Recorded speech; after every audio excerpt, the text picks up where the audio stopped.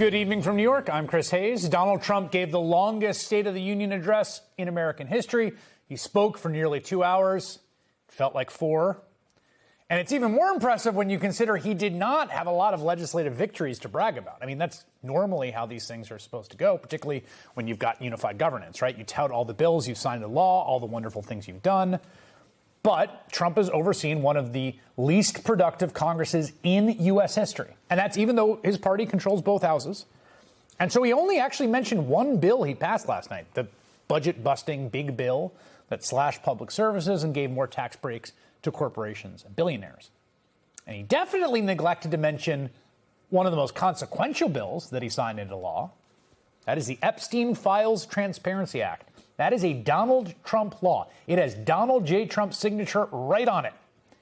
He didn't mention it last night, of course, because he didn't want to pass that law. In fact, Speaker Mike Johnson shut down the House for months last summer and again in the fall in order to avoid delivering the votes to pass it. And then the whole thing was forced on Trump against his will by a near unanimous vote of Congress in both the House and the Senate. Then, once it was signed, the administration went out touting it. This administration released over 3 million pages of documents, over 3 million, and Donald Trump signed that law to release all of those documents. He is the most transparent president in the nation's history. The most transparent president in the nation's history. I want you to put a pin in that one.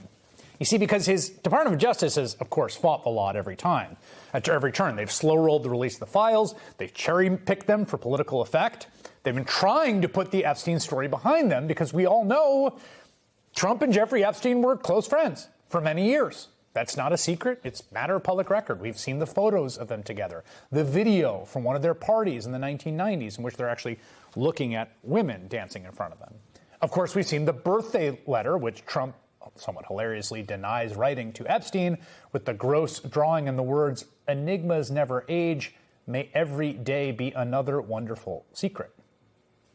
So every time they act to cover up the Epstein files, they look like they're trying to keep a secret, like they're trying to cover something up. And now here we are with what is probably the most suspicious evidence of that yet. And it's really something. We're going to take a second here. So MS Now, along with other outlets, is now confirming that the Department of Justice under Donald Trump withheld some very specific Epstein files from the public. Those files are more than 50 pages of notes and memos related to interviews with a woman.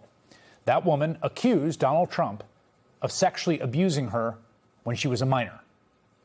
The existence of those missing memos was first reported last week by independent journalist Roger Sollenberger in a Substack post. He discovered that a released document listed files in that case, and it showed that federal investigators had conducted not one, but 4 interviews with Trump's accuser in 2019 when he was president. And there were notes and summaries of each of those interviews within the FBI's possession. But as Sollenberger found, and MS Now confirmed, only one memo and no handwritten notes reflecting such an interview is included on the DOJ Epstein's file site. A source who's viewed the unredacted documents told MS Now the woman interviewed by the FBI in July 2019 is the same woman who alleged that Trump forced her to perform oral sex on him 35 years ago when she was 13 or 14 years old and subsequently hit her. She also claimed she was repeatedly raped by Jeffrey Epstein. In fact, according to the sole summary of her first interview, that's one of 4, but there's one that we do have, the one that was released that you can read, it's online. The woman's lawyer told investigators during that interview that she was concerned about implicating additional individuals beyond Epstein, specifically any that were well known, due to fear of retaliation. What did she tell them after that in those 3 subsequent interviews?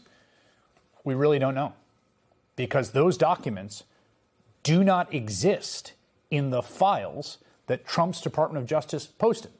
They exist in the FBI. They exist in the Justice Department. We can see that. We know that from the index, but they're not online. Now, yesterday, the DOJ responded in a social media post saying that, quote, nothing has been deleted and all responsive documents have been produced. That, I got to say, seems pretty clearly false.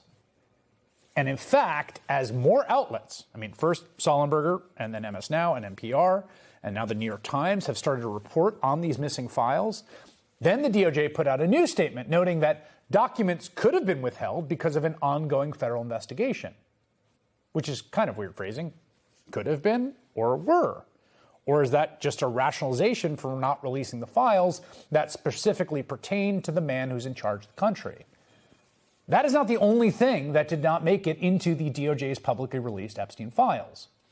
The FBI also interviewed a woman known as Jane, who testified under oath at the trial of Epstein accomplice Ghislaine Maxwell. Jane claims she was introduced to Trump by Epstein at Mar-a-Lago when she was 14 years old. MS Now discovered that the handwritten notes from her interview also are missing from the DOJ's website. Now, Donald Trump has denied any wrongdoing whatsoever, and all of the allegations, specifically the allegation from this one woman, right, in question, who had the 4 interviews, only one we've seen, are unverified, right? All we have is this sort of reporting about the content of what she said and nothing underneath it. We don't know if any of it's corroborated at all. In part, that's because the files about the nature of the allegations are missing. We can't see them. We know Department of Justice has them, but they're not online. And we've been saying all along as we cover this, which has been a challenge, honestly, to do rigorously and truthfully and fairly in these millions of documents as they come out. Just because someone's name is in the files doesn't make them guilty of a crime, doesn't even make them guilty of any wrongdoing whatsoever. There are lots of people's names in the files who have not been accused of anything. But here's what we know at this point. As best as we can tell with the information we've been given, it does seem clear that a woman did accuse Donald Trump of criminal wrongdoing in connection with his longtime friend, the child sex trafficker Jeffrey Epstein. And then she was interviewed by the FBI in 2019 about what she said happened to her when she was 13 or 14. And then the files from those interviews were numbered and they were logged and they were put into an index. And then they were not released to the public. And the Department of Justice's explanation for why they weren't released to the public keeps shifting. So no, those allegations cannot be publicly verified, certainly as long as the Trump government withholds the files containing them. It's entirely possible these files exonerate the president of any wrongdoing. But then if they did, why wouldn't this government want them released?